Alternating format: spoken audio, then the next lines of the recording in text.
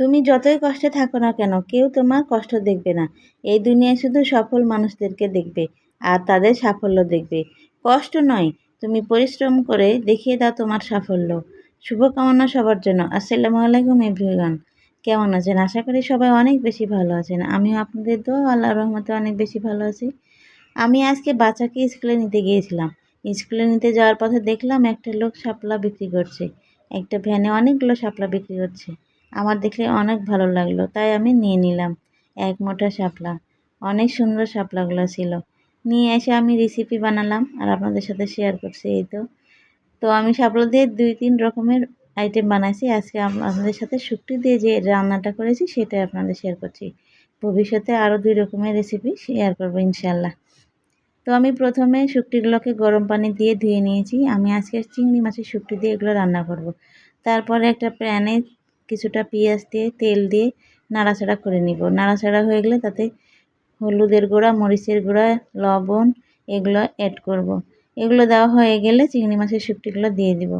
এগুলো দিয়ে ভালোভাবে নাড়াচাড়া করে নিব। সুন্দরভাবে ভেজে নেব শুটকিগুলোকে। মশলা দিয়ে সুন্দর করে নাড়াচাড়া করলে মশলাগুলো শুটকির মাঝে চলে যায় এবং শুটকিটা অনেক সুন্দরভাবে কষানো হয়ে যায়।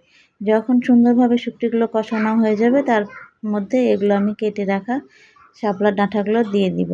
এগুলো সুন্দরভাবে নাড়াচাড়া করব আর ঢাকনা দিয়ে ঢেকে দিব। এগুলোতে প্রথমে কোনো পানি দিতে হবে না। আপনার পরে যদি প্রয়োজন মনে হয় তাহলে সামান্য একটু পানি দিতে পারেন। এভাবে নাড়াচাড়া করে নেওয়ার পরে সুন্দরভাবে ঢাকনা দিয়ে ঢেকে দিব। ঢাকনা দিয়ে ঢাকার পরে দেখুন কত সুন্দরভাবে সিদ্ধ হয়ে যাবে।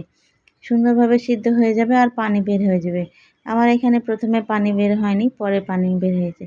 তারপরে আমি এগুলোকে ঢাকনা উঠিয়ে নিয়ে সুন্দরভাবে নাড়াচাড়া করে নিব। সুন্দরভাবে নাড়াচাড়া করে নিয়ে আবার সুন্দরভাবে ঢেকে দিব। ঢেকে দিয়ে কিছুক্ষণ অপেক্ষা করব। দেখুন এখন কত পানি বের হয়েছে। অনেকগুলো পানি বের হয়েছে আর সুন্দরভাবে সিদ্ধ হয়ে গেছে। রান্নাটাও প্রায় শেষের পথে। যখন রান্নাটা শেষের পথে আসবে মানে হয়ে যাবে এরকম, তখন আমি এখানে অ্যাড করব জিরার গুঁড়া আর গরম মশলার গুঁড়া। আমি সবসময় জিরার গুঁড়া আর গরম মশলার গুঁড়া এগুলো খাবার রান্নার শেষের দিকে দিই। তাহলে আমার কাছে মনে হয় এগুলোর সেন্টটা আর স্বাদটা দুটোই সুন্দর হয়ে থাকে। তাই আমি এগুলো শেষে দিই। এই তো এইভাবে জিরার গুঁড়া আর গরম মশলার গুঁড়া দিয়ে হালকাভাবে নেড়ে চেড়ে কিছুক্ষণ অপেক্ষা করব। আর একটু পরে দেখেন কত সুন্দরভাবে হয়ে গেল আমার শাপলা রান্না। এটা একটা নতুন রেসিপি। আগে মা রান্না করতো তাই খেতাম। অনেক দিন হলো খাওয়া হয়নি, তাই রাস্তায় দেখে শাপলা মনে হলো যে আমিও কি নিজে রান্না করি।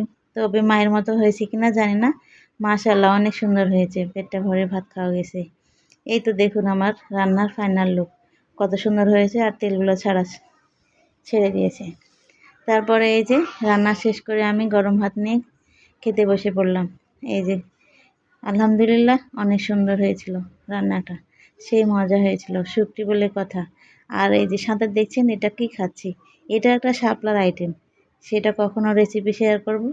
আর কেউ যদি জেনে থাকেন অবশ্যই কমেন্টে বলে যাবেন। সবাই ভালো থাকবেন। আজকের মতো বিদায় নিচ্ছি।